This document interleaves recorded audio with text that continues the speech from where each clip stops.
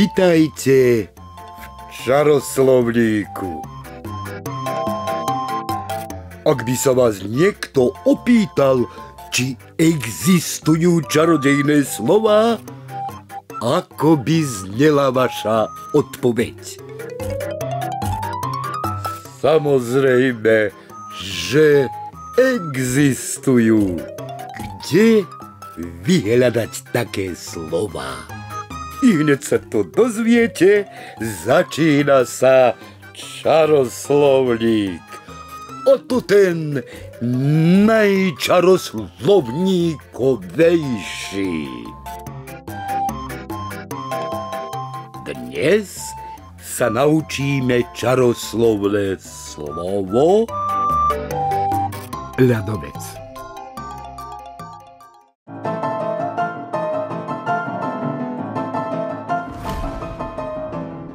Nad ránom sa to začalo. Z výšin sa spustili mraky a mohutná výchrica sa zmenila na najsilnejší vietor na svete — orkán. Oblohu prečalo ohlučujúce hromobitie.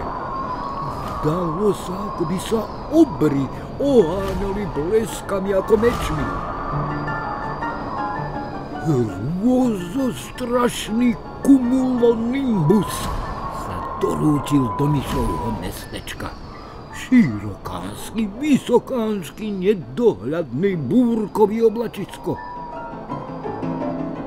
Okamžite rozkázal vetru, nech vyšle dážď, ktorý sa hneď zmenil na guľovité kusy ľadu.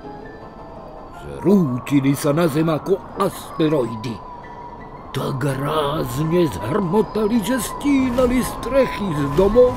Katastrofa! Myšov detko bolestivo krivkal po dome.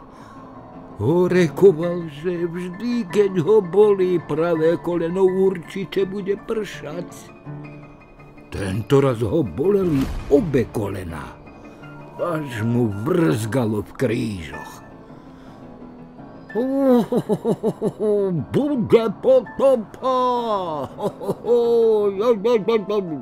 Koniec sveta! Chytal sa za hlavu. Myšov otec hromžil, že má dnes vážne pracovné stretnutie, ale pokazilo sa mu auto a nevie nájsť voľný taxík. Ako teraz pôjde do roboty? Loďou? Podľa predpovede počasia by to mal byť najkrajší deň v roku. Myšova matka si len nahlas povzdychla. No včera zasadila v záhrade nádherné kvety, ktoré si objednala zo zahraničia. Minula na ne 4 platy. A mohla som vyhrať cenu za najkrajšiu záhradu. V tom sa zobudil aj Myšo. Hlboká dieva. Lenivo si pretrel oči a ospalo sa pozrel von oknom.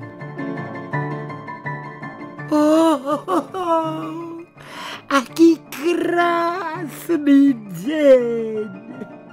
Radostne sa usmial. Odchýlil okno, vystrčil ruku a 2 malé ľadovce mu veselo skočili do dlane.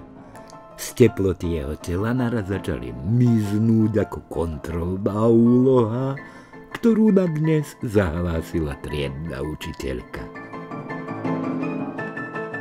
Potom spokojne vypol budík, odkopol plecniak do kúta a bezstarostne sa vrátil do postele. V tomto čudesnom počasí predsa nemôže ísť do školy. Teraz, keď ste sa naučili nové čarodejné slovo, vyzývam vás na čarodejnícky súboj.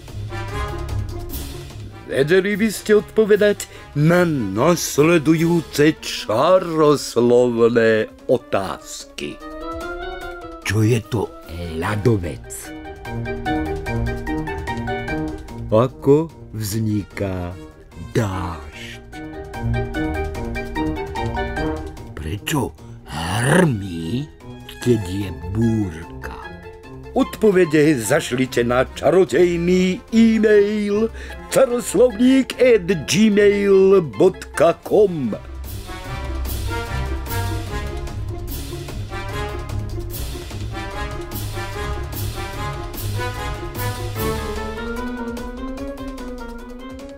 Do čaroslovníkovania.